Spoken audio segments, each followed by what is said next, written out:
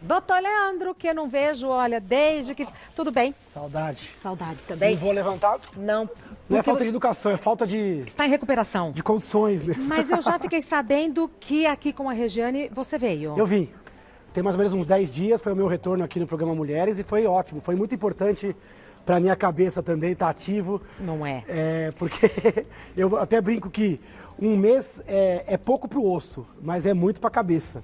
E a gente tem que estar produtivo. Exatamente. A gente não pode deixar o trauma se instaurar, né? É verdade. Bota a vida para girar, que tudo... Então eu agradeço estar aqui de novo e poder participar com você no seu retorno. Que dia especial, né? Que dia especial, que alegria te receber, viu? Seja sempre muito bem-vindo. Agora, antes da gente começar a falar sobre ansiedade, vamos conhecer um pouquinho desse transtorno tão comum. Me dá um copo d'água, por favor. Tá. O que foi? Você tá legal? Raíssa, pra ser bem sincero, eu não tô muito bem, não. Não, olha só, você não tá tremendo. O que é isso? Não sei o que tá acontecendo. Agora todo dia é assim. Só que hoje tá pior.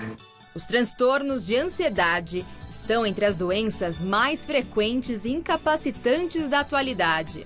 No Brasil, estima-se que cerca de 10% da população adulta sofra com ansiedade acima dos limites aceitáveis. Eu começo a ter uns pensamentos ruins. Eu vou ficando mais apavorada. Eu tento respirar e não consigo. Eu tento pensar em coisas que não são ruins, mas não adianta. São mais de 15 milhões de acometidos, tornando o Brasil um dos países mais ansiosos do mundo. Existem várias formas de ansiedade preocupantes, como a síndrome do pânico, os medos e compulsões, o transtorno de ansiedade generalizada, entre outros. Eu comecei a ficar com falta de ar, meu corpo começou a ficar formigando. Eu achei que eu fosse morrer. Eu acho que eu tô ficando maluca. Calma, Nanda, calma. Respira. As mulheres têm risco 2 vezes maior do que os homens.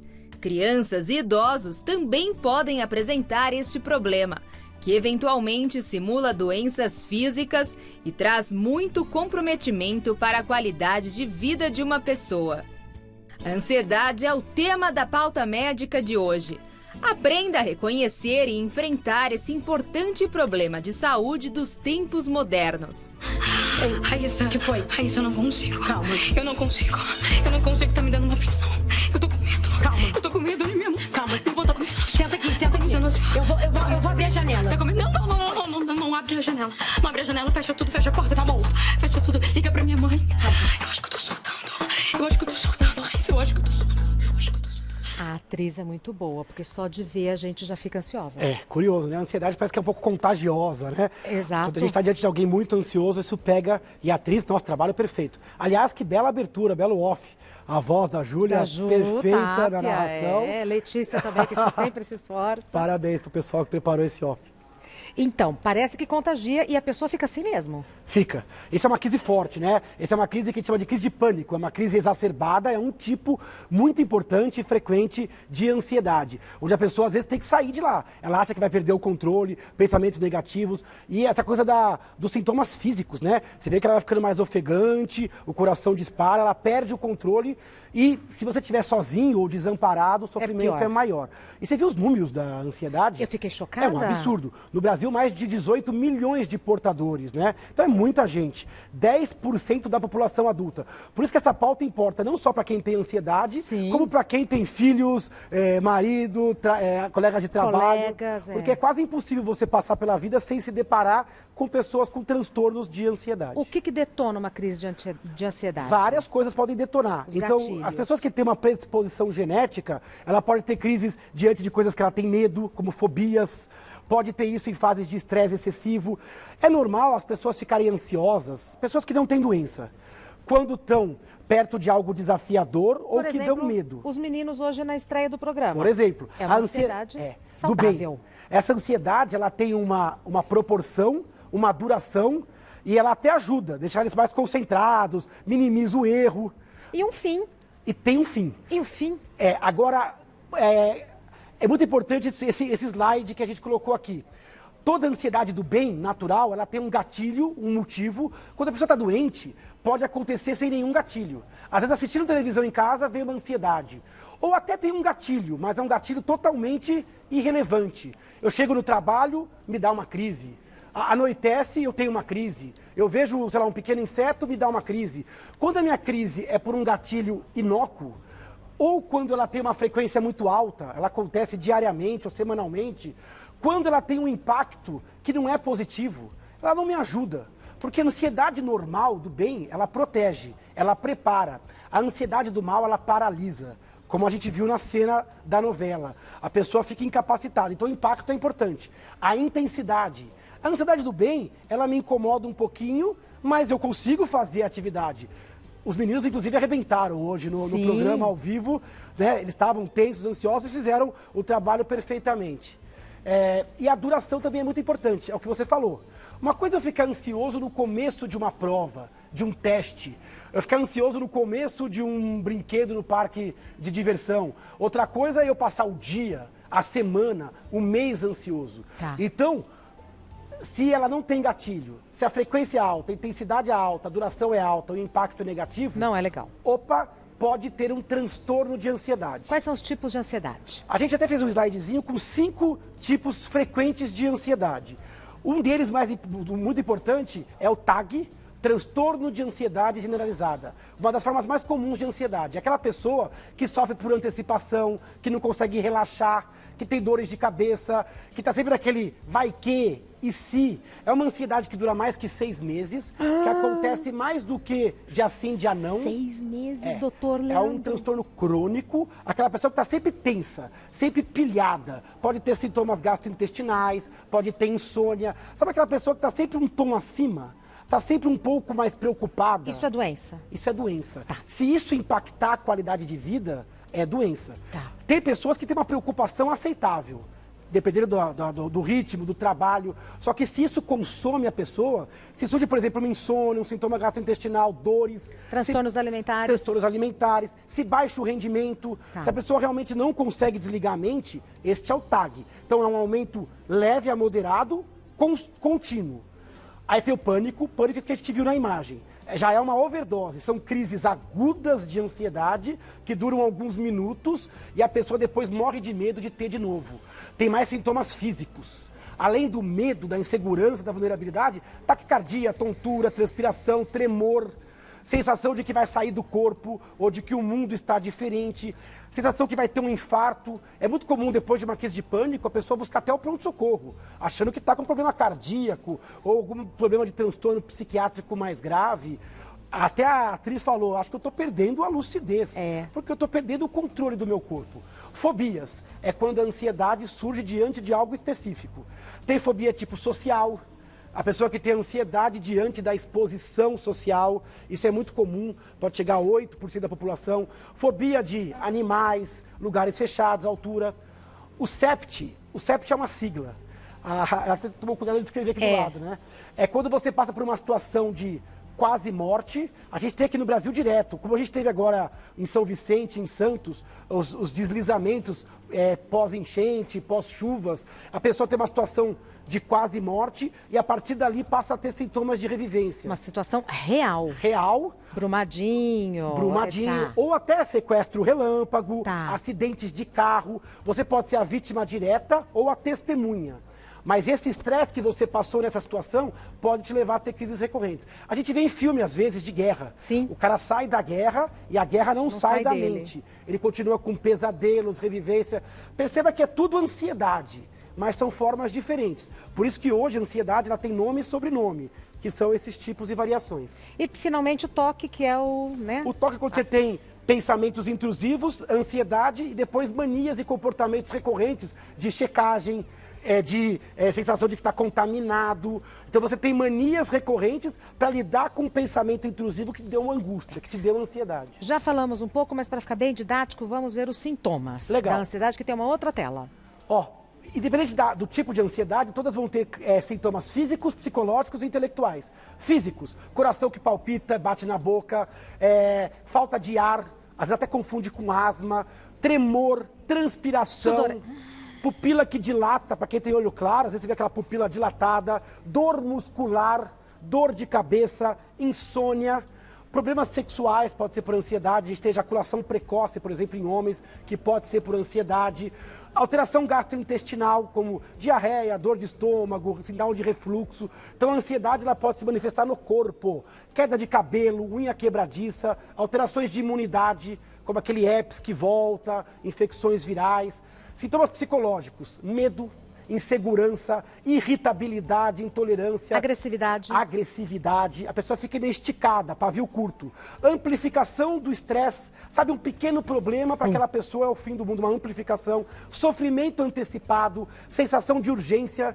Parece que algo está prestes a acontecer. E a pessoa sente os sintomas físicos e psíquicos e cognitivos. Ao mesmo tempo. Só que dependendo da pessoa, às vezes é mais forte o físico. Tá. Às vezes é mais forte o psíquico. No TAG, você tem mais essa sensação de preocupação.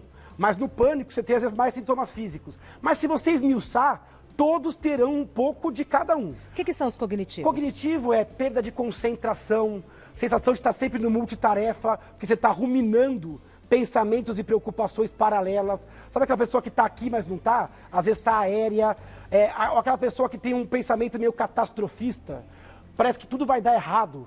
Vai que e se essa cognição catastrófica, essa sensação de esquecimento, desatenção, é um sintoma muito estudado hoje na ansiedade. Tá. Então, olha como é uma doença complexa que mexe com o cérebro todo e olha como ela confunde com outras doenças. Sim. Por isso que muitos pacientes procuram um otorrino, procuram o gastro, o cardiologista, até descobrir que a doença é a ansiedade. Que hoje é a 6ª doença mais incapacitante do mundo. Então é uma doença com D maiúsculo, importante. Temos perguntas do pessoal de casa, inclusive perguntas gravadas por vídeo que a gente adora. Peço um minutinho da sua paciência. Então, perguntas em vídeo para o Dr. Leandro Teles sobre ansiedade. Vamos ver a primeira?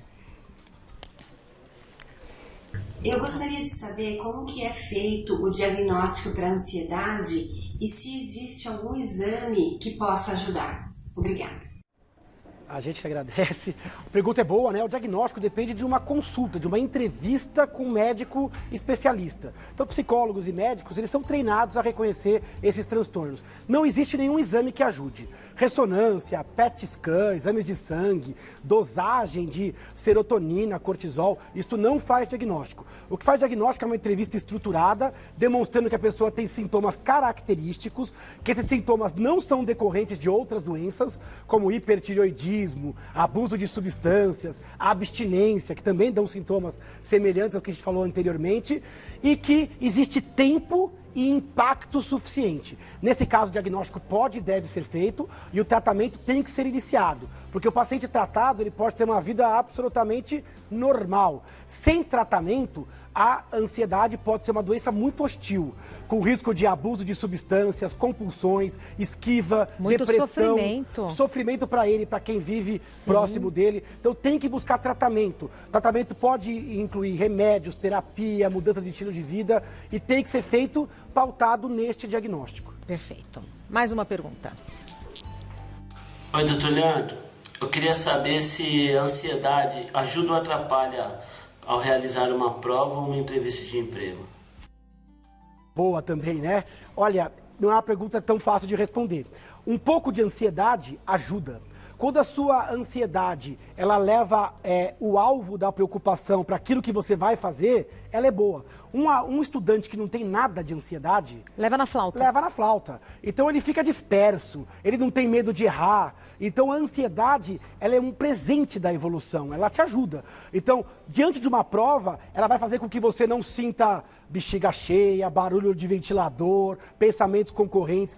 A ansiedade, ela vai te levar para dentro da sua tarefa. O medo de errar foco, então, né? Vai trazer o foco para aquilo. E vai perder o foco para o resto. Então ela vai canalizar o seu foco. Todo bom atleta de alta performance fica ansioso. Todo artista fica ansioso. Todo médico antes de uma apresentação fica ansioso. Eu estou ansioso até agora, mas esta ansiedade, ela não me bloqueia. Ela não me paralisa. Estimula, né? Ela estimula. Tá. Ela me dá uma adrenalina que me ajuda. Quando que agora, atrapalha? Tem um momento que ela passa. Se ela te deixar com muito sintoma físico, ou a prova começou e eu continuo disperso, com medo de mal, se eu tenho branco, sabe aquela coisa que, puta, me deu um branco, esqueci completamente. Ai, que eu tava tão nervoso que eu sequer consegui raciocinar. Opa, aí passou do limite. Tá. Então, um pouco de ansiedade dentro de um contexto específico é aceitável, mas ela tem uma duração, ela tem uma intensidade e ela te ajuda, te protege quando é um perigo. É bom quando eu chego numa rua esquisita que eu fique ansioso, né? Porque isso faz com que eu me proteja. Eu olho para os lados, eu troco o caminho, eu aviso alguém. Então a ansiedade, ela me protege. Por isso que o nosso foco na vida, Regina, não é abolir a ansiedade. É trazer a ansiedade para limites aceitáveis. Perfeito. Porque senão ela vai consumir uma energia, uma saúde que a gente não está à disposição de dar e vender. Então, teve sintoma, repercutiu negativamente, tem que tratar. E muito aluno vai mal em vestibular, por conta concurso disso. público, muito esportista vai mal no rendimento no dia D, treina bem e joga mal por conta de ansiedade. O mesmo vale para entrevista de emprego e para uma série de coisas que depende desse sangue frio. Então, controlar a sua ansiedade é um dos parâmetros do sucesso. Perfeito. Temos mais perguntas. Olá, doutor. Meu nome é Bruna e eu gostaria de fazer uma pergunta. Bom, eu li que o Brasil é um dos países mais ansiosos do mundo. Qual a justificativa para isso e como podemos nos prevenir? Que linda. Que sotaque bonito também, né? E como fala bem, né? É muito comunicativa. E a pergunta é muito boa. O Brasil é o campeão mundial em ansiedade. Segundo a OMS, quase 10% da população adulta. Muita gente estuda isso. Por que será que o Brasil, né? Porque o Brasil é um país que não se envolve em guerra, não tem tanto desastre natural, mas o Brasil, ele vive em guerra, né? Ele vive numa guerra urbana, né? É um país com muitos acidentes de carro, é um Brasil com muita violência, então o senso de violência é muito grande, é um país com muita instabilidade econômico, política, então é um país muito jovem, eu acho que por isso também a ansiedade aumenta, e eu acho que tem uma questão genética também envolvida. O Brasil é miscigenado, ele é um Brasil que foi construído por imigrantes, né, de vários lugares, e isso também traz um perfil genético de pessoas mais ansiosas. Eu acho que juntou a genética da construção miscigenada, que eu acho que é bacana do nosso país, mas que também pode trazer essa genética mais forte, junto com uma certa imaturidade ainda com relação às próprias instituições. Então a gente está sempre correndo atrás, com muito estresse. Então a gente tem que tomar cuidado, porque nós somos brasileiros e a gente tem culpa também nesta ansiedade alheia. Então a gente tem que pensar se a gente não é fator na ansiedade do outro. Se a gente não está acelerando demais as pessoas que convivem com a gente. Sim. Se a gente não está gerando muita expectativa nas nossas crianças e adolescentes. Então a gente tem que não só olhar o Brasil como se fosse algo fora da gente. Nós somos brasileiros e a gente é responsável por esses índices alarmantes de saúde mental. Além disso, a gente tem muito subdiagnóstico e subtratamento. O que é subdiagnóstico? Pessoas que têm ansiedade e não têm diagnóstico de um transtorno de ansiedade. Então não trata. E muitas pessoas que estão subtratadas, ou não trata, ou trata menos do que deveria. Porque a gente tem uma cultura que valoriza um pouco a ansiedade. A gente alimenta pessoas que se arrebentam, ou que se dedicam, ou que são rápidas, ou que não se cuidam. A gente tem ainda essa mania de desvalorizar o descanso. Você está dizendo que trabalha em excesso, que treina em excesso, que faz tudo em excesso, é isso? E aí passa a não reconhecer que essa inércia de velocidade já passou a ser o seu modo de atividade. A gente sempre fala, pô, Deus ajuda quem cedo madruga. Quem que bolou isso, né? Não é assim, né? O descanso é necessário. É totalmente necessário, né? Então a gente tem que tomar um pouco de cuidado com essa cultura que valoriza o estresse, a doação, sem que haja sustentabilidade, sem que isso seja renovável. Porque as pessoas com ansiedade, elas têm uma mente mais perfeccionista, elas querem entregar e acabam adoecendo por conta disso também. Então o Brasil, ele acaba tendo que ter uma preocupação maior. Mas no mundo inteiro a ansiedade é problema. Não existe país que tenha índice menor que 4%. É muito alto. Tá. Mais uma pergunta. Bastante, né? Bom. É ótimo. Olá, doutor. Tudo bem? Meu nome é Thiago. Eu gostaria de saber a diferença entre TAG e pânico. Ótimo. Pergunta boa. TAG, transtorno de ansiedade generalizada. O TAG é um aumento mantido da ansiedade basal. Então você aumenta um pouco da ansiedade e está sempre um pouco mais tenso. Sabe aquela pessoa que está sempre preocupada, quer sempre ter o controle das variáveis? Então não tem crise como a moça que a gente viu. Exato. Só que também não é saudável. Não é saudável. Esse cara às vezes até acha que é da personalidade dele. Sim. Sempre preocupado. Uma pequena coisa sempre amplifica. Tá sempre pensando no futuro. Tá sempre preso naquilo. Não consegue relaxar, descansar. Acima de 6 meses, a maioria dos dias e a maior parte do dia preocupada. É como se fosse um mar revolto.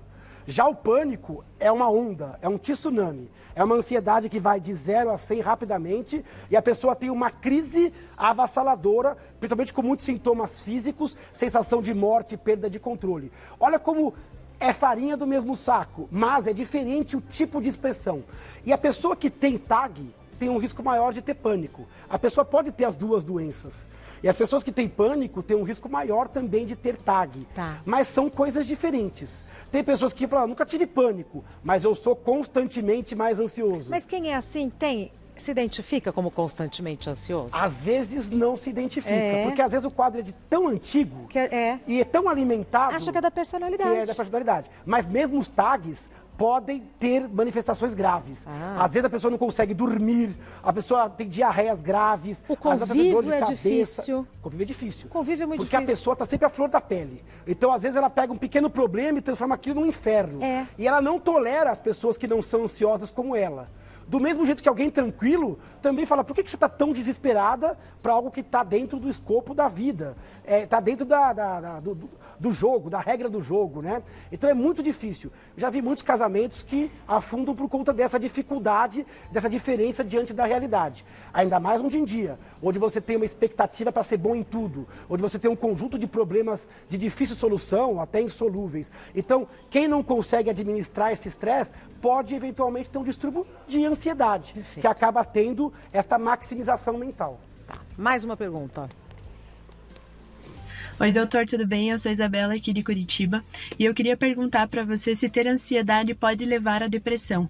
Eu queria aproveitar a oportunidade para perguntar também se é possível tratar a ansiedade de forma natural. Ai, que bonitinha, Isabela.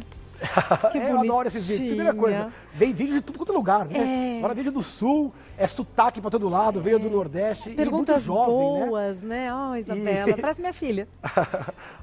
Foram duas perguntas. A primeira pergunta, se a ansiedade pode levar à depressão. Pode. São doenças diferentes, mas elas são muito comumente associadas no mesmo paciente. Quem tem ansiedade, às vezes perde o controle sobre o corpo. Às vezes tem medo de enfrentar algumas situações. Tem medo de passar mal, de perder o controle. Às vezes essa esquiva da vida, essa dificuldade de levar a cabo e essa amplificação dos problemas pode te levar um pouco de melancolia e ser um fator de risco para a depressão. Então, ansiedade grave pode levar à depressão. O contrário também é verdade. Quem tem depressão pode ter formas de ansiedade pela depressão. Tá. Também de projetar um negativo, catastrófico e acabar sofrendo por antecipação e sofrendo por muito medo.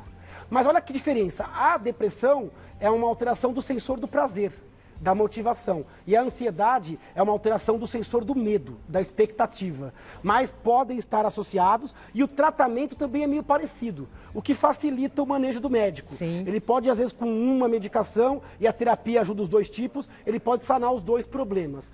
E a segunda pergunta foi, dá para tratar naturalmente? O que é tratar naturalmente, na sua interpretação? Tratar naturalmente seria sem, talvez, alopatia, sem drogas ou sem medicamentos, talvez só com mudança do estilo de vida, ou com medicamentos da linha fitoterápica ou natural. Homeopática, ou com psicoterapia. Primeiro, todos os casos merecem psicoterapia. Alguns ficam até melhores com um tipo específico de psicoterapia, que é a terapia cognitivo-comportamental. É um tipo peculiar de terapia, porque alguns só pensam na terapia como aquela terapia clássica, do divã. E algumas quadros de fobia e pânico vão bem com outras formas de terapia. Mudança de estilo de vida para todo mundo. dormir melhor, comer melhor, válvulas de escape, segurar o álcool, porque às vezes a pessoa começa a se automedicar, redução de cafeína, estimulantes, técnicas para lidar com o estresse, reconhecimento dos sinais do corpo, respiração consciente. A gente fala muito de mindful, meditação, para algumas pessoas isso vai ser bom, esporte, revisão de uma série de conceitos intrínsecos, até a busca pela sua espiritualidade, sem dúvida, religiosidade, essência perdida por acúmulo de papéis que às vezes não são essencialmente seus. Então, às vezes, a ansiedade ela vem para uma revisão de vida, né? Agora, remédio natural pode ajudar alguns casos de baixa intensidade.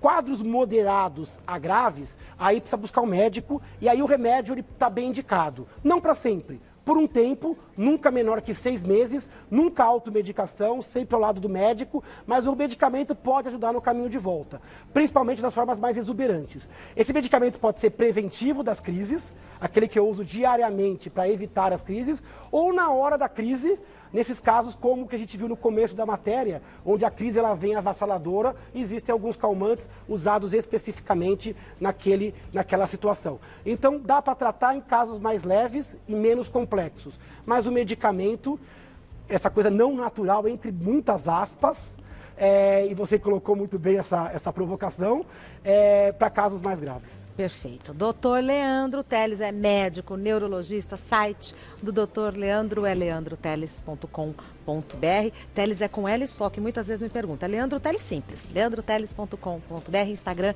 do Dr. Leandro é Neuroleandro Teles. E olha, este livro é para quem quer se aprofundar mais sobre o assunto ou para quem quer de vez em quando ali fazer uma consulta, né?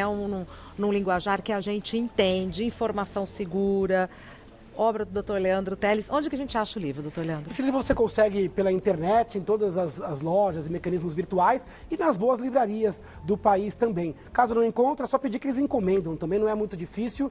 A ideia é um livro acessível, tanto em termos de custo como em conteúdo. Tem formato e-book, para quem gosta de ler no computador e celular. E é muito importante essa coisa da educação médica e do autoconhecimento. Concordo. Então a ideia, para quem está começando nessa questão e quer conhecer, saber se cruzou o limite da normalidade, conhecer um pouquinho do corpo, ler O Cérebro Ansioso. A gente tem um livro também sobre depressão não é fraqueza, e um livro sobre memória e concentração, que é o Antes que Eu Me Esqueça. E eu já quero de antemão já te convidar para em agosto a gente vai lançar um novo livro esse ano. Oba! Já tem data, não? Ainda não, mas vai ser no mês de agosto. Isso, vamos falar sobre os novos inimigos do cérebro. Quem são os inimigos atuais da mente, da parte emocional e intelectual nessa nossa vida moderna? Que interessante, muito interessante. Agosto, então, temos novidade na área. Novidades, com certeza. Olha, um prazer recebê-lo, vê-lo assim disposto. O prazer é meu e a honra é minha. Conte sempre com a nossa companhia. Eu estava com saudades. Eu também. Bom Até programa. a próxima.